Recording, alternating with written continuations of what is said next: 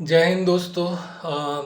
First of all thanks. मैंने अभी recently सिर्फ 2 वीडियो डाली और मेरे 10 सब्सक्राइबर गेन हुए मुझे। और मतलब सब्सक्राइबर तो ठीक है, पर मेरे जो व्यूज़ हैं वो ठीक ठाक आए, जो कि मैं चाहता था कि मैक्सिमम लोगों तक मैं जानकारी अपनी पहुंचाऊं, या जो भी मेरे एक्सपीरियंसेस हैं पास्ट फिज़िकल या मेडिकल से रिलेटेड वो लोगों को पता चले और मैक्सिमम लोगों का हो जाए फॉर गॉड ग्रेसिस।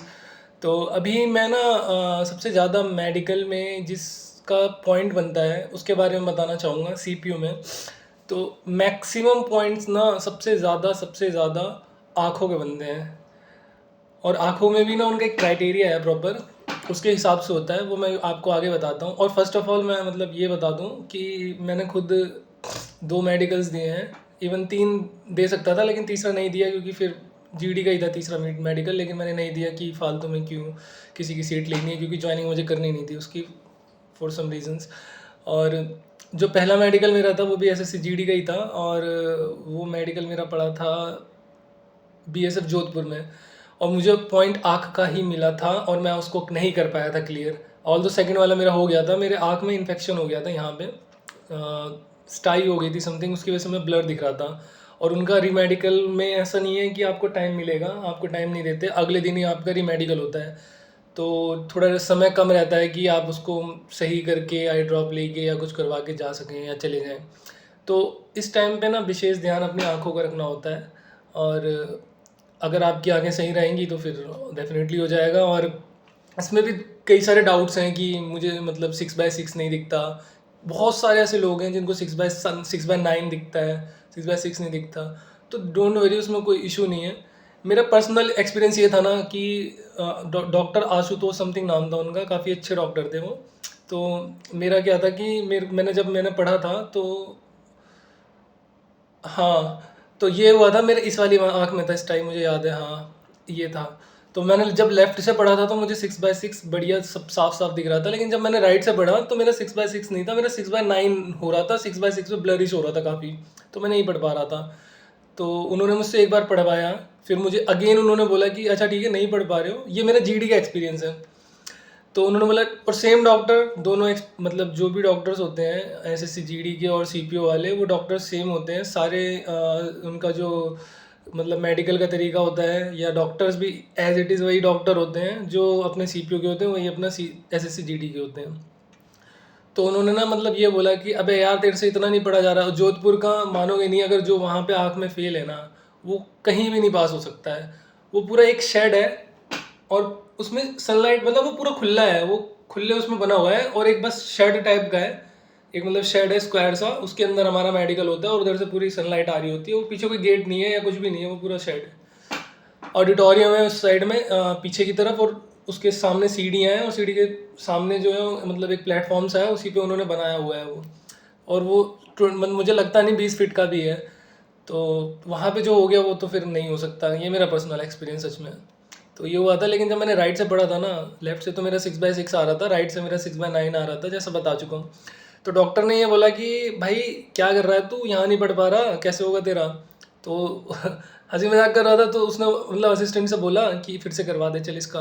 कह रहा है बस तुझे दे रहा हूँ लास्ट मौका। ऐसे वैसे वो सबको ही दे रहा था, लेकिन मतलब थोड़ा थोड़ा लीनियंसी दे रहा था, मजाक भी कर रहा था ताकि बंदे थोड़े काम रहे। तो कह रहा है तुझे दे रहा हूँ मौका, दोबारा देख ले।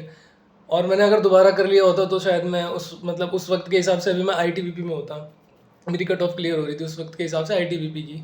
मैं उस वक्त 328 मार्क्स की करीबन, नहीं वो 128 गई थी दिल्ली की, और मेरे थे 131 पॉइंट समथिंग, 130 या तो 131, मुझे याद नहीं है एग्जैक्टली।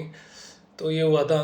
तो मतलब उन्होंने ना मेरे से ये पूछा कि भाई तू ये बता कि मतलब जब मैं नहीं पढ़ पाया ना, तो उन्होंने मुझसे पता है फिर भी ये पूछा कि तू राइटी है लेफ्टी है।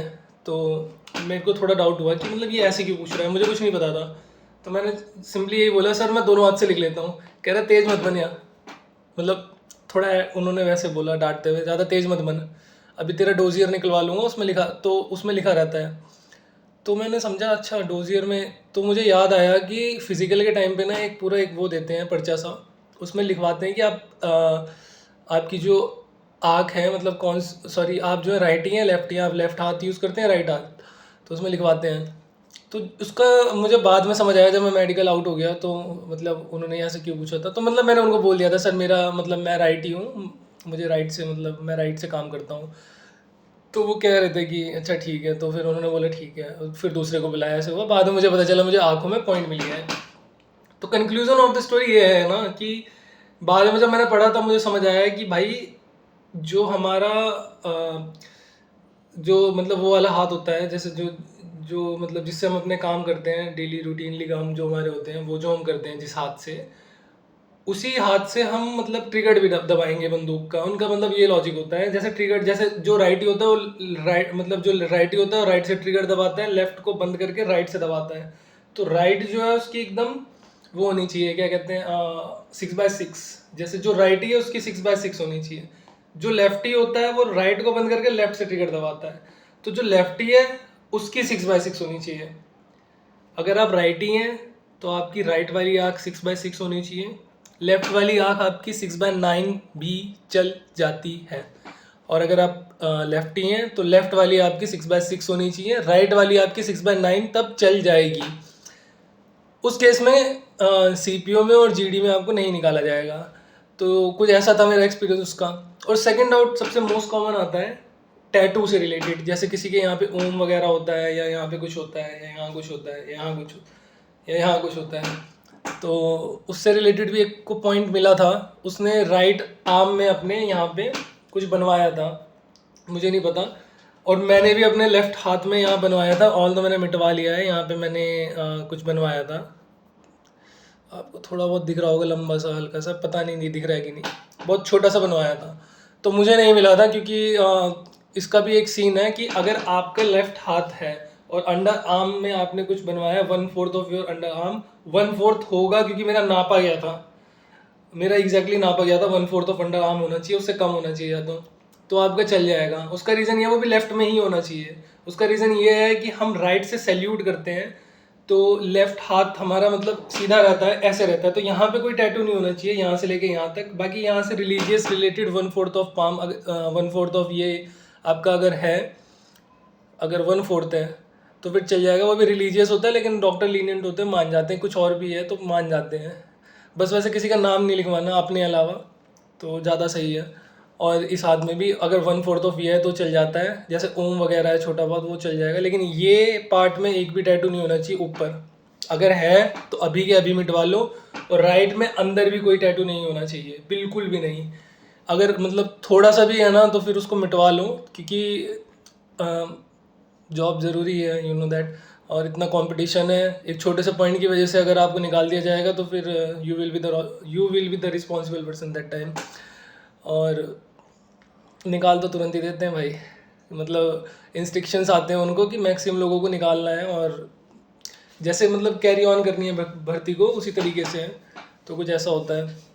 तो टैटू से रिलेटेड भी कई सारे पॉइंट्स मतलब बन जाते हैं, लेकिन टैटू से बहुत कम ही रहते हैं। आजकल लोग बहुत सही हैं, अपना टैटू वगैरह मिटा के जाते हैं। मैंने खुद मिटवाया था जबकि मेरा अलाउ था, सीपीओ के टाइम पे मैंने मिटवा लिया था डर के मारे, जबकि मैं पहले जीडी का 1 साल पहले दे के जा चुका था कि मेरा मुझे पता है नहीं है। लेकिन भाई अंदर से थोड़ा रहता है कि क्यों यार फालतू में रिस्क लेना है। तो छोटी छोटी चीज़ें जो इनसे रिलेटेड है उनको क्लियर ही करके जाना है। बाकी बाकी डीएनएस वगैरह और उसके पॉइंट मिलते हैं, लेकिन वो छोटे छोटे पॉइंट्स है। वेट से रिलेटेड पॉइंट मिल सकता है। ओवरवेट जो है, ओवरवेट से रिलेटेड भी कई मेरे पास कमेंट आए थे, तो उसमें पूछ रहे थे कि भाई मेरा इतना वेट है, मैं कैसे कैसे। तो उसमें यह है कि ना, एक बीएमआई का इसमें इन्होंने सेट करा हुआ है, वो आपको मिल जाएगा। आप गूगल पे जाइए, उस पर डाल दीजिए कि CPO BMI index weight chart. तो उस पर इमेजेस पे जाके आप देख लीजिएगा कि एज के हिसाब से, आपकी जो एज है उस हिसाब से, हाइट के हिसाब से कितना होना चाहिए। फॉर एग्जांपल 170 सेंटीमीटर का जो है, बस मैं उसका बता देता हूँ। जो 170 सेंटीमीटर का है उसकी जो हाइट, सॉरी 170 सेंटीमीटर की जिसकी हाइट है, तो उसमें क्या है ना कि आपका जो वेट मांगा जाएगा ना, वो 166 तक माना जाएगा। और +5 तक चल जाता है, डॉक्टर मान जाते हैं, इसमें कोई इशू नहीं आता है, मान जाते हैं। और ये अपने उसमें जो अपना मेडिकल का एक साइट पे ना दे रखा है, वो पूरा अपना क्या कहते हैं, मेमोरेंडम टाइप का है पूरा वो। तो उसमें ना लिखा भी हुआ है कि +-5 तक चल जाएगा आफ्टर बीएमआई। तो डॉक्टर्स का एक नॉर्मल फार्मूला है, एक डॉक्टर समर करके हैं, वो भी सीपीयू का मेडिकल लेते हैं और वो अपना एक्सपीरियंस सीपीयू का मेडिकल लेते हैं और वो यूट्यूब पे भी हैं लकीली, और वो अपना एक्सपीरियंस शेयर करते हैं कि मैं ऐसे भी लेता हूँ, ऐसे भी लेता हूँ। बाकी बहुत सारी चीज़ें डॉक्टर्स पे भी डिपेंड करती हैं। तो उन्होंने बताया था कि मैं इस तरीके से देखता हूँ, जैसे जिसकी जो हाइट है ना, उसमें से -100 कर दो, हाइट इन सेंटीमीटर -100, अगर उसका उतना वेट आ रहा है तो वो फिट है, नहीं आ रहा तो थोड़ा सा उसका ओवर वेट है, तो उसको एक आध दिन दिया जाता है, तो एक आध केजी तो कम हो जाता है, लेकिन उससे ज़्यादा कम करने में दिक्कत होती है, इसीलिए फिटनेस अपनी मेंटेन रखना। फॉर एग्जांपल जैसे जिसकी हाइट 175 है, तो इसका मतलब 175 माइनस 100 इज इक्वल टू 75। जिसकी हाइट 175 है, उसका वेट 75 इज़ कम्प्लीटली ओके। तो एक वेट का थोड़ा रहता है, बाकी अपनी छोटी मोटी चीज़ें जो हैं उसको अपनी क्लियर करिएगा। और हाँ, एक चीज़ और, जीडी वाले भाई फिजिकल ज़रूर देने जाना, जिसके 1 नंबर भी कट ऑफ से ज़्यादा है वो जाके ज़रूर देना, क्योंकि अब आने वाले टाइम पे दिल्ली पुलिस भी आ रहा है, कई सारी चीज़ें आ रही हैं, आप एक बार गो थ्रू हो जाओगे प्रोसेस से तो थोड़ा सा कॉन्फिडेंस आएगा आपके। लिटरली मेरे हाथ पैर काँप रहे थे फिजिकल देते टाइम, जब मैंने फर्स्ट टाइम दिया था। तो भाई थोड़ा ना, मतलब जैसे थोड़ा सा लगता है यार नंबर कम है, क्यों जाए, क्या जाए, क्या पता हो भी जाए, वैकेंसीज लास्ट मोमेंट में बढ़ा दें। आपको पता है ये इंटरनल डिस्टर्ब, थोड़ी बहुत एक्सटर्नल वॉर एग्रेशंस वगैरह ये सब के अभी मूवमेंट्स चल रहे हैं, बहुत सारी प्रॉब्लम्स हुई हैं अभी, जैसे पहलगाम वाला अटैक हुआ था रिसेंटली।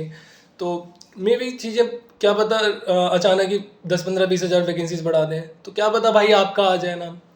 तो भाई fight till your last breath, और जम के करो यार, कोई दिक्कत नहीं है, आगे एक्सपीरियंस काम ही आता है। मेरा आया था, मुझे पता है, मैं इसलिए कह सकता हूँ ये बात। फिज़िकल में काफ़ी मुझे इस वजह से सही था, मतलब आराम मिला था, और मतलब काफ़ी सही था। अब थोड़ी ज़्यादा लंबी वीडियो बन जाएगी, तो इसे थोड़ा मैं चाहता हूँ जल्दी से ख़त्म करना। तो मैं बस यही कह रहा था कि जीडी वाले अपना सारा फिज़िकल पे दम लगाओ और अपना फिज़िकल दो। बाकी मैं कट ऑफ से रिलेटेड भी आगे कुछ एक आध वीडियो बनाऊँगा, तो वो भी मैं शेयर करूँगा। लेकिन थोड़ा कट ऑफ में थोड़ा एनालाइज़ करना पड़ता है, क्योंकि मतलब थोड़ा गलत हो जाती हैं तो गालियाँ भी पड़ती हैं, तो रिस्पॉन्सिबिलिटी वाली बात भी। इसीलिए अभी फ़िलहाल के लिए आप अपना फ़िज़िकल दीजिए, अच्छे से फ़िज़िकल दीजिए, उसके बाद मेडिकल अपना अपीयर होइए। और सीपीओ वाले भाइयों, मेरा खुद भी मेडिकल है, और मैं बस अपना एक्सपीरियंस शेयर कर रहा हूँ। मैं भी सेम आप ही की तरह हूँ, थोड़ा बहुत डर मुझे भी लग रहा है, एंजाइटी मेरे अंदर भी है, घबराहट हो रही है, लेकिन अब क्या करें। थोड़ा जो चीज़ अपने मतलब मैंने एक्सपीरियंस करी है उससे रिलेटेड तो मैं शेयर कर ही सकता हूँ। तो मैं बस एक नॉर्मली अपनी एक बात कह रहा हूँ, that's it, that's the only thing. और बाकी मुझे थोड़ा सपोर्ट करिए, थैंक यू सो मच। अभी तक आपने मतलब काफ़ी सही व्यूज़ ठीक ठाक आए, तो मैं थोड़ा मोटिवेट हुआ, इसलिए मैंने सोचा एक आध वीडियो और बनाया जाए। बाकी इसका पर्पस यही था कि मैक्सिमम लोगों को चीज़ें मेरी मतलब मैक्सिमम लोगों को समझ आए या मैक्सिमम लोगों तक बात पहुँचे। बाकी जय हिंद, जय भारत, भारत माता की जय।